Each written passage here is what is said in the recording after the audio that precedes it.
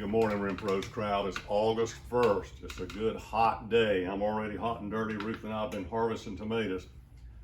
I want to talk a little bit about supply chain issues. That's the buzzword these days. Yes, supply chain issues have been very difficult to deal with at Renfro's, but you just learn to adapt and adjust.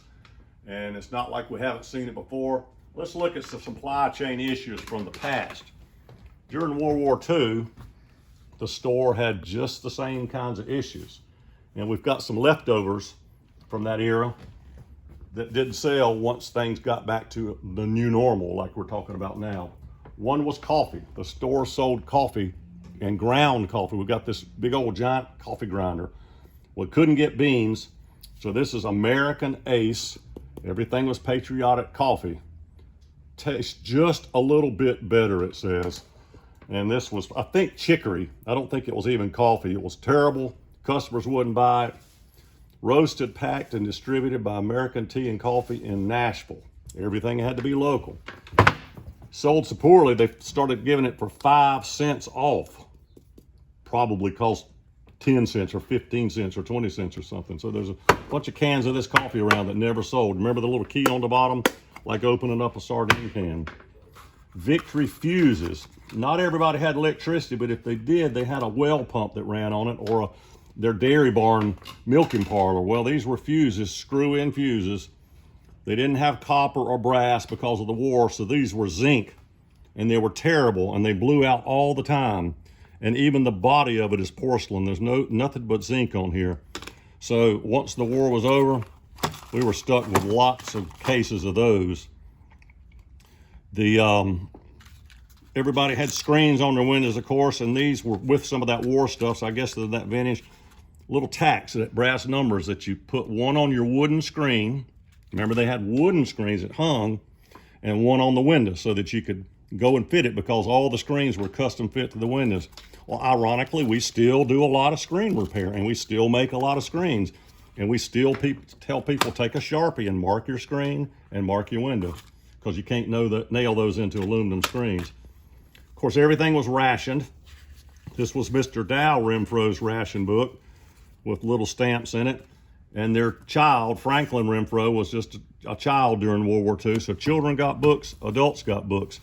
And the store cashed in and sold people stuff when they came in with their books. I don't know how it all worked, but the store had to keep track of all of this stuff. This was a bottle. There's another one around that has it written on there. This was called Spur, S-P-U-R, drink. Of course, the store sold drinks, but they didn't have sugar. So these were made, I believe it was with molasses. And it tasted terrible, and people would buy it, but we've got a wooden crate up here somewhere that says Spur. And once Coca-Cola and everybody got back to normal, the Spur drinks never sold. This is old soap. This is a real old one, no barcode. I don't know how old it is, but soap was one of those items that was in short supply then, just like it was for a short while during COVID. This is a cotton bale tag, stacks of these bale tags. This was on the metal band around cotton bales. The store was as busy as it had ever been during World War II because cotton was in demand. Not so much for uniforms, but for wadding and munitions apparently, and for blankets or something to do with uniforms. So the cotton gin ran around the clock during the fall, and unfortunately they had to run with mostly old men because all the young men got drafted.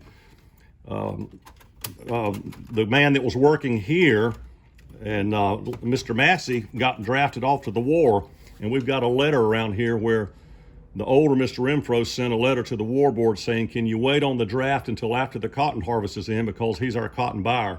Can we wait 2 months? And they said, no, you can't. So he got drafted, but the business was very, very busy. Even the ladies, the wives, worked. And we've had some old customers that are all passed away now that were veterans. They were all issued money by the U.S. government in Japan, in Italy, and France.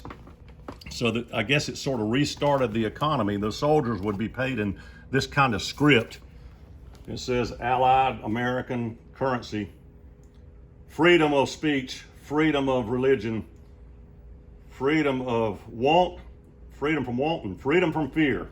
So it was propaganda, and the old guys that gave it to me said there were always real nice ladies that loved to take this stuff from them.